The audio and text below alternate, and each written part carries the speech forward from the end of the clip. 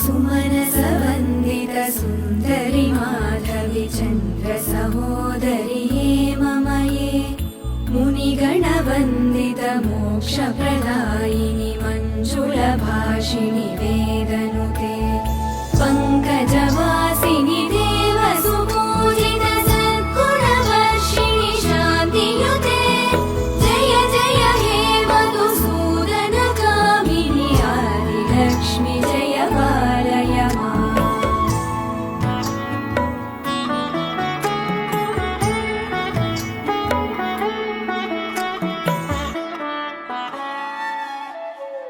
अयि कलिकल्मषनाशिनि कामिनि वैदिकरूपिणि वेदमये क्षीरसमुद्भव मङ्गलरूपिणि मन्त्रनिवासिनि